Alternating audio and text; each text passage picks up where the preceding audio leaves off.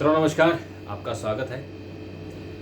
आज एक बहुत ही परेशान करने वाली खबर आ रही है कि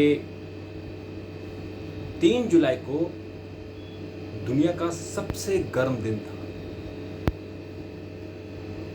3 जुलाई 2023 को जो औसत तापमान है दुनिया का वो बढ़कर 17 डिग्री सेल्सियस हो गया है। अब आप कहेंगे कि दिल्ली में तो 46-47 डिग्री टेम्परेचर जाता है और दुबई में आपका 55-56 डिग्री तक चला जाता है।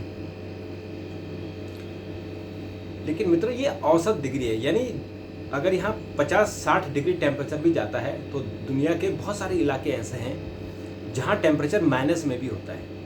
अगर आप रूस का एक बहुत बड़ा हिस्सा है साइबेरिया का, वो वहाँ हमेशा माइनस रहता है। यूरोपियन देशों में नॉर्मली जो 7-8 महीने होते हैं वो माइनस में रहते हैं। ग्रीनलैंड माइनस में रहता है। चीन का बहुत बड़ा हिस्सा माइनस में रहता है। भारत में अगर आप हिमालय क्षेत्र में चले जाएं वहाँ भी माइनस में रहता है। तो इसलिए पूरा दुनिया का एक टेम्परेचर औसत निकाला जाता है और उस औसत में अब टेम्परेचर बढ़कर 17 डिग्री सेल्सियस हो गया है।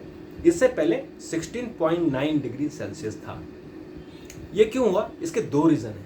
एक तो क्लाइमेट चेंज, जो आप सबको पता है क्लाइमेट चेंज हो रहा है, और क्लाइमेट चेंज में अगर हमने कार्बन डाइऑक्साइड यानी ग्रीन हाउस गैसेस का उत्सर्जन कम नहीं किया तो इस धरती का तापमान जो 2100 तक 2 डिग्री सेल्सियस बढ़ना चाहिए था, जो इस स्पीड से वो बढ़ रहा था, लेकिन अभी चूँकि एमिशन में बढ़ोतरी हो गई है तो ये बढ़कर यानी 2050 के आसपास ही हम 1.5 डिग्री टेम्परेचर बढ़ जाएगा इस धरती का। आप सोचिए कि ये जो हमारे इंसानियत है, प्राणी है इस धरती पर, चाहे वो जीव हो, जंगल हो, जानवर हो, वनस्पति हो, इन सब के लिए ये वारंट, डेथ वारंट है। ये डेथ वारंट, आप सोचिए ये कितना खतरनाक है हम सब के लिए।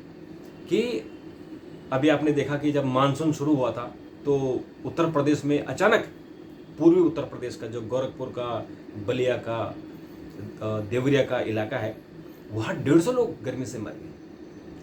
और उसके बाद राजस्थान में, कुछ ऐसे दक्षिणी राज्यों में गर्मी के कारण लोग मरे हैं।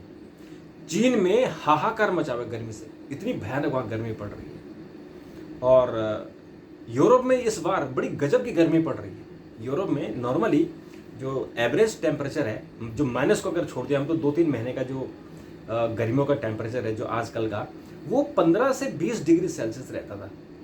बल्कि 15 डिग्री होगी तो बहुत बड़ी बात होगी। 15 डिग्री में वो लोग कहते थे कि यहाँ गर्मी आ गई है, मतलब लू चलनी, जैसे हमारे देश में लू चलती है 50 डिग्री सेल्सियस में, तो यूरोप में 15 डिग्री में ही आदमी की खाल जल जाती है, क्योंकि वहाँ इतना एटमॉस्फेयर क्लीन है कि धूप डायरेक्ट शरीर पर आती है।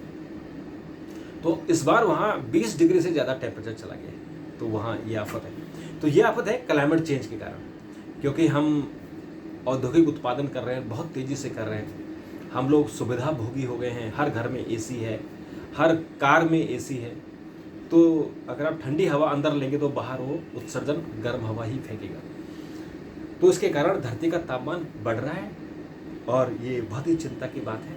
और दूसरा जो कारण है वो है एल नीनो का, यानी एल नीनो के कारण जो 7 साल में, वैसे एल नीनो हर एक साल एल नीनो होता है, एक साल ला नीनो होता है, लेकिन इस बार एल नीनो 7 साल बाद आया। प्रशांत, जो उष्ण कटिबंधीय प्रशांत महासागर है, जो ट्रॉपिकल रीजन है, जो आपका साउथ अमेरिका से और इधर आपका मलेशिया, थाईलैंड की तरफ जो प्रशांत महासागर है, उसमें एल नीनो आया हुआ है और भयानक तौर पर आया है। इस एल नीनो के कारण भारत के मानसून पर भी विपरीत असर पड़ा है और वहाँ टेम्परेचर बहुत ज़बरदस्त बढ़ गया है उस इलाके में, और ये अभी रहेगा। तो एल नीनो के कारण टेम्परेचर बढ़ा है, क्लाइमेट चेंज के कारण पहले ही टेम्परेचर बढ़ रहा है।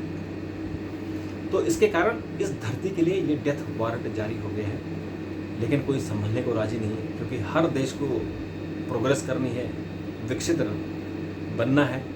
तो जो लोग विकसित बन गए हैं, जो देश, वो अपने उत्पादों को गरीब देशों को बेच रहे हैं ताकि उनके लोगों के जीवन का जो स्तर है वो बड़ा हो जाए, जीवन उनका आगे बढ़े। तो कोई कंट्रोल नहीं कर पा रहा है तो आप ये समझिए कि मरना तय है। एक स्वाभाविक मौत मरता है और कुछ लोग हैं तड़प तड़प के मरते हैं। तो ये जो टेम्परेचर बढ़ा है ये तड़प तड़प वाली मौत है, सबके लिए तड़प तड़प वाली मौत है।